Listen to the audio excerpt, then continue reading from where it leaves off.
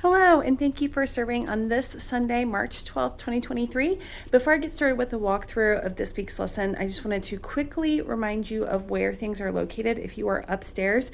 I did move a couple things around to try and get things a little better organized, so hopefully this will make sense where everything is located. So if you are teaching in 3rd through 5th grade, this part is especially for you. So on the left side of the room is the boys' side, the right side is the girls' side. When you walk in, what has moved is the cart that is shared is here. There is some shared materials that really probably won't need to be accessed. If you do need new journals for if you have any brand new kids who don't have a journal yet, there are extra journals in there. But in general, everything you need should already be on your white square organizer here. So both sides have it. This is the boys' side, and it's kind of the mirror image here on the girls' side. So I'm going to walk you through both just quickly. So the top two shelves here are just general supplies organized by cup. So there's a cup of scissors, a cup of pens and pencils, a cup of Sharpies, a cup of markers, 2 cups of crayons, a cup of glue and tape, and a cup of colored pencils. Now these are labeled. They have not been in the past. The top left one is lesson supplies. So in here, you're going to find your lesson plan. You're going to find your prayer request book. You're going to find a Sharpie and a pen, and you're also going to find the Gospel Story Bibles for your side. Each side has 3 copies of the Gospel Story Bibles since we let the kids read them together. So if we look in here, it is already in here. So when you come up to the classroom, it's already in this bucket waiting on you. Now I did move the Sharpies over here so that the kids have quick access to them for when they add on to this month's memory verse, which again, the memory verse is here. We're supposed to be adding on to it each week. It looks like the boys wrote out the whole thing on the first week, so they can rewrite it again, or they can maybe write over top of it and just practice it. It is right here for reference. So it's always on a small version next to it if they have any questions about spelling. In the next button over is this week's craft and object lesson supplies. So this week we're going to be doing an object lesson. So in here you'll find a bowl and 2 oranges, and then there is a worksheet that is the same as what the downstairs kids are doing. If there's extra time, they are welcome to do the worksheet. It is 2-sided. I'll walk through it with you in a moment. Now down below are things that will always be the same. There is a container for the journals. So if they already have a journal, it is in here with their name.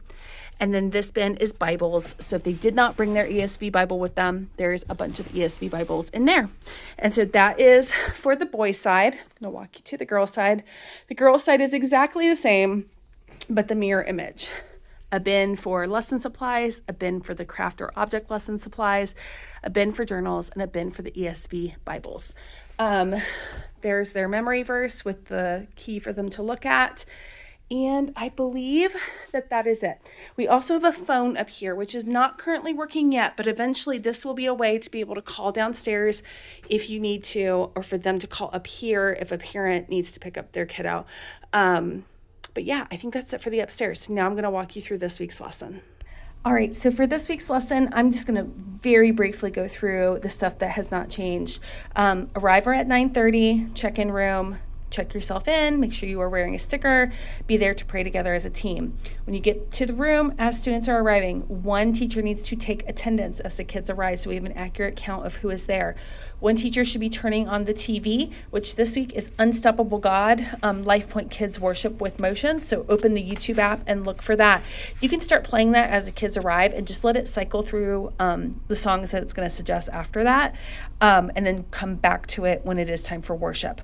And the other 2 teachers should just kind of walk around the room, visit with kids. At 10:10, it's time to clean up. They need to clean up properly. Typically, I make them clean up and sit at their table until I call 1 student to put the center away. So then that way they're not like rushing to the carpet to do worship. And then call them to the carpet by grade level so our kindergartners and first graders can be towards the front of the carpet. When that song is finished, which they all need to participate in, at 10:20, the 3rd through 5th graders are going to go upstairs. If you are a 3rd through 5th grade teacher, take the yellow bag that is on that back door handle, the door that exits the worship area. That is how you're going to exit and re-enter the classroom so it doesn't interrupt the kindergarten through 2nd graders. Take the yellow bag. It will have the key to unlock the upstairs. Bring your cell phones with the volume on so that you'll know when service is over, and take a head count of the kids as you take them out of the building. So both groups, kindergarten through second and third through fifth, move into memory verse time. So this is our week 2, and they're only going to be adding "and servant of all." So practice the entire thing and have them add that part to their memory verse. Once you've done that multiple times, you're going to move into prayer time. The kids can share prayer requests.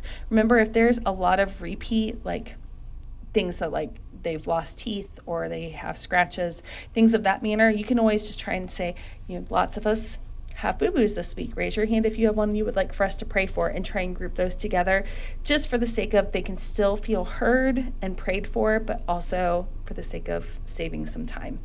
And then praying through the Lord's Prayer together as a class. It is displayed in both classrooms for any friends who might not know the Lord's Prayer yet.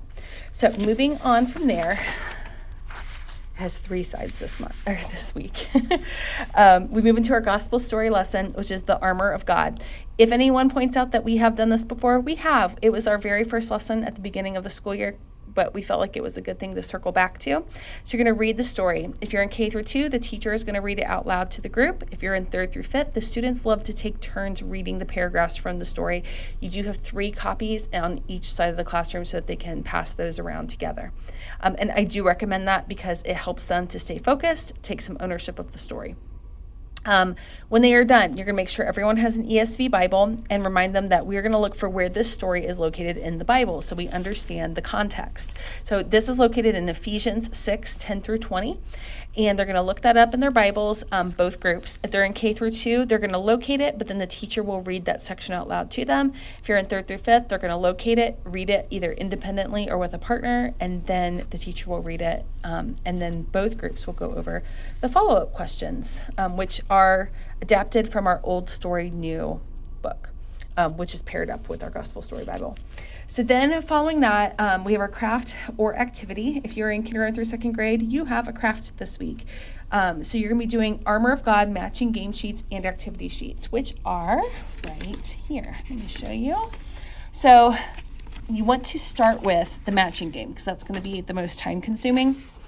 It is two-sided. It's 2 sheets. It's not two-sided. It's 2 sheets that are stapled together. One side has pictures that they need to cut out and color. This side is the words that match up with the armor. So they're going to cut them out, color them, and then play a matching game. Flip them upside down, try and find the belt of truth.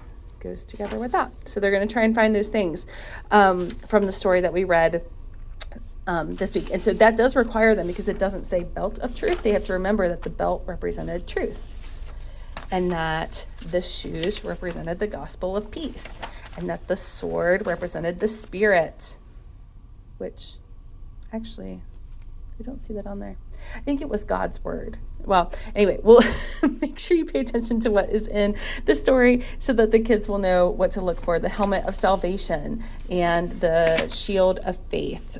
So they'll find all of those pieces to match together, and then give them a little Ziploc bag so they can keep those 12 pieces together when they go home, so they can take it home and maybe play it with their families. If they finish and they want something extra to do, this is a 2-sided sheet. On one side is just coloring. You might actually want to pass this out to them before they do the matching. That way they'll have kind of a guide to look at. And then the back is a word search, which some of them might not be ready for, but it's a good thing for them to have. They can share it with a sibling if they want later when they get home. So those are the 2 things. If you are upstairs, you have this sheet as well. So if they finish the object lesson that they're going to do, this is an extra thing that they could do. So I'm going to show it to you here. You need 2 oranges, a bowl of water, and journals. So what this is going to do, I'm going to show it to you, but I'm not going to put the water in. I think that the kids should put the water in for you. There is a bathroom attached to both sides of the classroom, right over there. So you can just go through that door and use the sink to fill up the tub. Choose somebody who is being respectful and a good example. So you're going to talk about these oranges. They represent the armor of God. This is a protection for when they go out into the world. And when you fill the bowl of water, you could say, this bowl of water represents all of the trouble, deceit, temptation that we face every day. And ask them, like, what are some examples that you see in the world or in your life? Maybe cheating on a test, maybe telling a lie, saying something mean about a classmate. See, right now, our oranges are fully covered in the armor of God and are going to go out into this world. Since they are fully covered in the armor of God, they are going to stay afloat or stay above the temptations of sin. But this orange, hold one up, starts giving into peer pressure. I'm reading the script that is on here. Instead of following God, he also stops reading his Bible. So when people tell him things that aren't true, his sword isn't sharp anymore. His faith starts wavering and he isn't sharing the good news about Jesus. He is questioning his core truths and he no longer has on the full armor of God. Soon, he starts floundering in the world. So you will be peeling the orange as you're saying that. And then you drop it in the water. Once the peel is off, it will sink. Let's compare it to oranges now and put the other one that has the armor of God floating. They are in the same container. How would you describe what has happened to them and why? And so you're looking for something around like saying one is still fully protected by the armor of God and that he can rise above the troubles of the world, whereas the other has sunk under them. So it's a very simple object lesson, but hopefully will be impactful for them. If they finish that, if there is time, you can journal. So their journals are in that one bin that I showed you. They can discuss how the armor of God protects them as they go out in the world. What are some ways we help to keep our armor on? They can read the Bible, pray, spend quiet time with God, share Jesus' love with others. And then they can journal a picture of themselves in the armor of God and how it could help them in a way in this upcoming week. What I read to you when I was showing you the object lesson is specifically scripted here. Do not feel like you have to follow a specific script. You can phrase it however you want. This is if you're feeling uncomfortable with knowing what you want to say, this is here to kind of guide you. But please don't feel like you have to stick to this. You can make it what you want it to be. So then after that, be paying attention for a text to know when the sermon is ending and that the communion is starting. It is time to get them downstairs again. I will be in the service this week, so I will be the one texting you, or Allie, because she and I sometimes take turns with that.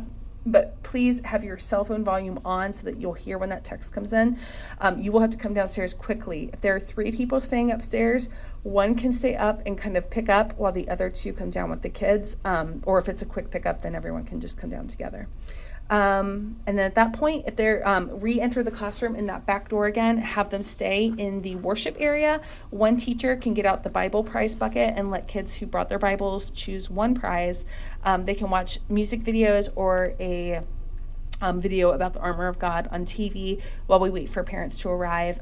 Please utilize our good helpers in class. The students love to help with collecting stickers or going to go get kids to get them to their parents. And that is it. Thank you guys so much for serving. I apologize this video is long. And thank you. Have a great week. Bye.